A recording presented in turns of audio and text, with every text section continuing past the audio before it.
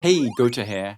Today I'm very excited and honored to be able to present my early access gameplay experience of the next beta of Arknights Endfield, a beta that is releasing on November 28.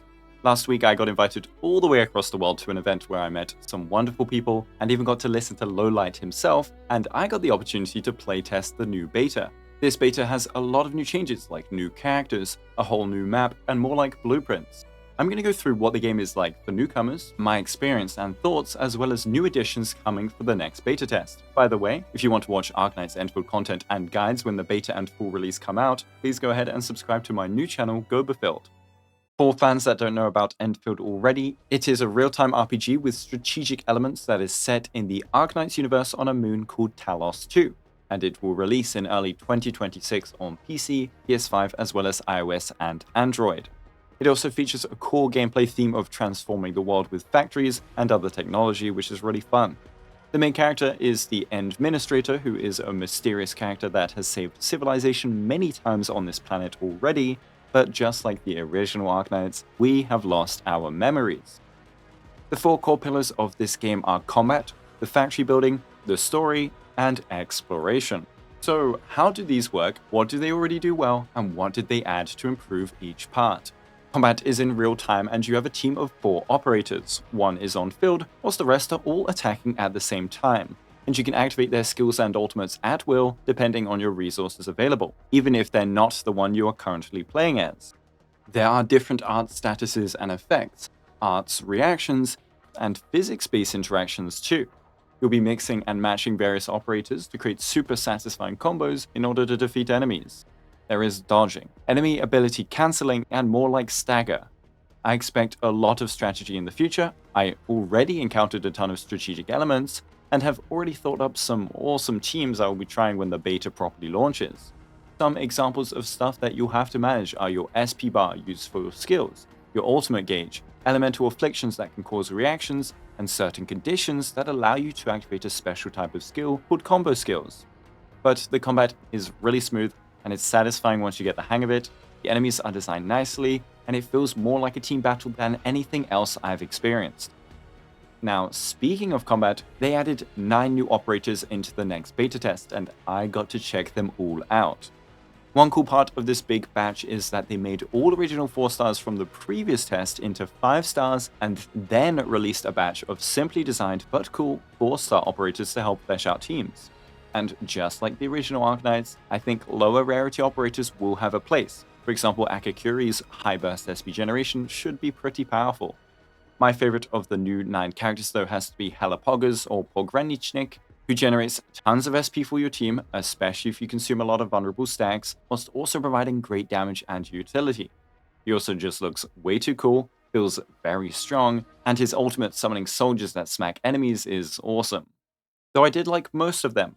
Rite, for instance, I love her design, and Last Rite, a new 6-star, has a very satisfying burst playstyle. But then factory building, or the automated industrial complex, is another essential part of the game. You'll be managing several different areas of land that are all destined to produce goods that you will use in the game.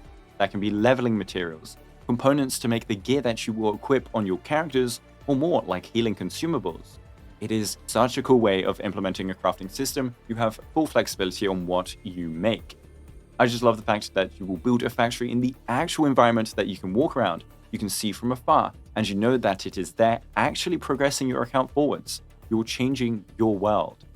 But crafting and placing technology isn't limited to factories only.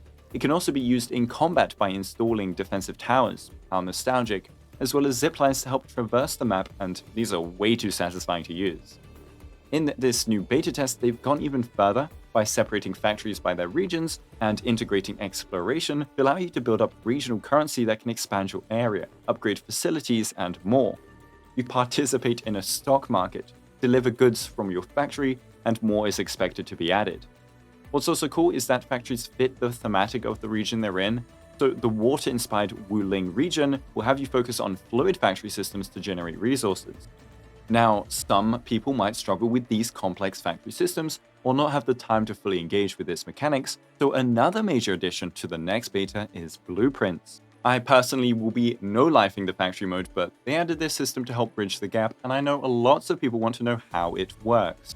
First off, unfortunately in this test we could not add friends, so I don't know how player shared blueprints will function, but I can at least explain how the developer made blueprints will work.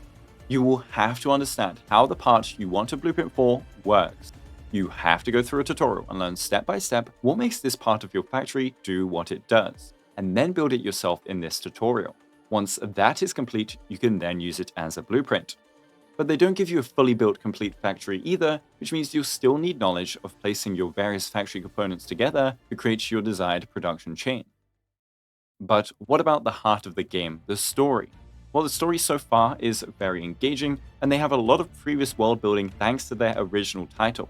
You do not need to play Arknights to understand the lore, as the exposition is excellent and the story is separate, but you'll understand elements of Endfield better and pick up on cool references you might not know otherwise. Also, some characters are eerily similar to OG operators, which is fun to see too, but the community will never stop letting you know when that happens because it is an exciting moment. Anyways, storytelling is done in many ways that I really enjoy, like nice and expressive scenes of your crew chatting, radio interfaces that map out a battle plan, or super cool cutscenes used for big fights. The graphic polish in this game is insane. I love just enjoying the details put into it all, and seeing characters in the background emote, for example, it adds a lot to the experience. And the story has a bunch of new cutscenes and changes. Animations for operators are even more frequent so everyone feels alive, and the dialogue is fun as you can choose between different options that change your reactions. And with the new region that is being debuted in this new beta test, you get to see how far they've come in terms of scene direction. Loads of new and interesting personalities, many more beautiful cutscenes, and a lot of cool new lore.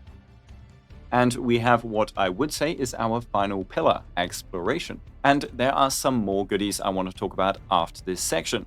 But anyways, the world is so beautiful and diverse. You have a nice traditional futuristic first zone in Valley 4, which was present before, and you have a spaceship, but they also added a brand new area, Wuling, which offers a traditional but also futuristic Chinese theme. We first ventured through a bamboo forest with moving bamboo that changed our path, rode across a stream with stunning views, and then arrived at this beautiful city. Nice dragon beans, by the way. The exploration can also be enhanced through placing ziplines, which adds an extra perspective when traversing the environments and leads to stunning shots like this. It never gets old. But an awesome thing they added to the already fun exploration was a shared facility system where players around the world can place things in their game and it can echo across to your own Talos too, for those who come after. So that could be handy ziplines to help move around, but something I love is these memo beacons that can tell you that a scary enemy is up ahead, or maybe you control your friends. Speaking of friends though, something I love is being able to actually visit others in these games. And Endfield has introduced a social mechanic that lets you explore your friend's reception in their own ship and interact with things. Again, I couldn't test it because I had no friends, but I can't wait to. But there are a bunch of changes I didn't even put into the main sections that I love. My fellow CCs and I spent a long time, for example, testing out the new camera system, which needs more work but is still awesome and leads to some really gorgeous photos. I also used it for the video's thumbnail. There's also the addition of tags that operators have that can give you a better idea of their utility in combat. And there's also dodge that got improved to punish players that spam it and don't plan accordingly. And that's not even all, but you should see it for yourself in the beta or release. As you can tell, I'm genuinely super excited for this game and I really can't wait to play more of it. I wouldn't have made a new main channel for the game if I didn't believe in it. And thank you again to Gryphline for the invite. So if you are excited as well from today's video, be sure to register for the upcoming beta November 28. And if you don't get in, it's coming early 2026. I'll see you on Guoba for tons of Endfield content and streams.